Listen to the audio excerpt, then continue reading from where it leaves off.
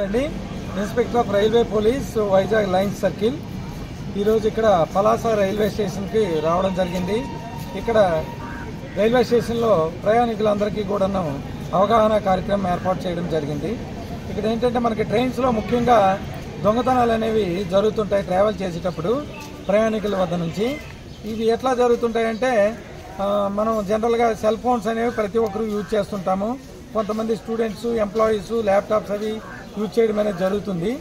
ఆ laptops, cell phones అనేవి అక్కడ మన బెర్త్లో పెట్టేసి వీళ్ళు వాష్రూమ్స్కి వెళ్ళడం, లేకపోతే రైల్వే స్టేషన్లో ప్లాట్ఫామ్ మీద ట్రైన్ ఆగితే ప్లాట్ఫామ్ మీదకి వెళ్ళి ఏదైనా పర్చేజ్ చేయడానికి వెళ్ళడం అలాంటివి జరుగుతుంటాయి. అదే టైంలో ఈ దొంగతనం చేసే వ్యక్తులు వాటిని దొంగిలించుకొని తీసుకొని పోవడం జరుగుతుంది. సింగిల్గా ప్రయాణించే వ్యక్తులందరికీ మేము చేసే విజ్ఞప్తి ఏంటంటే ఎట్టి పరిస్థితుల్లో కూడా ట్రైన్ ఆగి ఉన్న చోట వాష్రూమ్స్కి వెళ్ళడము అట్లాంటివి చేయకూడదు. ఎందుకంటే ఎప్పుడైతే ట్రైన్ ఆగుతుందో అప్పుడు దొంగతనం చేసి పారిపోవడానికి వాళ్ళకి చాలా సులువుగా ఉంటుంది. అటువంటి పరిస్థితిలో ట్రైన్ ఆగి ఉన్న చోట వాష్రూమ్స్కి వెళ్ళకూడదు. అదేవిధంగా ఎక్కడైనా రైల్వే స్టేషన్లో ప్లాట్ఫామ్లో ట్రైన్ ఆగినప్పుడు వాళ్ళ తాలూకా సెల్ ఫోన్స్ ఏమైనా ఉంటే వాటిని క్యారీ చేసి ప్లాట్ఫామ్ మీదకి వెళ్లాల్సి ఉంటుంది. లేని పక్షంలో ప్రయాణికుల మాదిరిగానే దొంగలు కూడా ట్రైన్లో ప్రయాణం చేయడం జరగవచ్చు.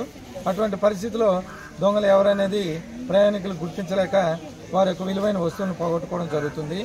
అదేవిధంగా ట్రైన్లో ట్రావెల్ చేసే వాళ్ళు ఎక్కువగా వాళ్ళ హ్యాండ్ బ్యాగ్స్లో, వ్యానిటీ బ్యాగ్స్లో వాటిల్లో విలువైన ఆభరణాలు, గోల్డ్, జ్యువెలరీ, ఆర్నమెంట్స్ అవన్నీ వాటిలో పెట్టడం జరుగుతుంది.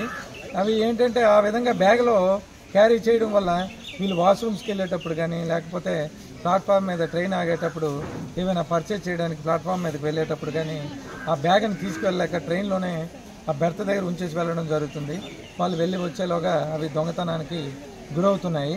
కాబట్టి గోల్డ్ ఆర్నమెంట్స్, లగేజ్ బ్యాగ్స్లో కూడా ఎక్కడ కూడా పెట్టకుండా వాళ్ళ ఆర్నమెంట్స్ వాళ్ళ భద్రపరుచుకొని సెక్యూర్ చేసుకోవాల్సిందిగా ప్రయాణికులందరికీ కూడాను అవేర్నెస్ క్రియేట్ చేస్తున్నాము.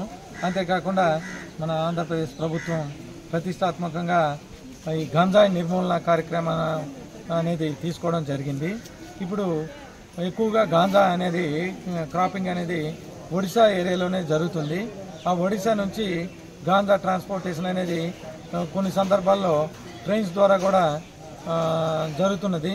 దాన్ని నివారించడానికి మేము ప్లాట్ఫామ్ బీట్స్, ట్రైన్ బీట్స్ అవన్నీ కూడా రెగ్యులర్గా ఆర్పిఎఫ్ పోలీసు వారితో కలిపి కోఆర్డినేట్ చేసుకొని అవన్నీ చేయడం జరుగుతుంది.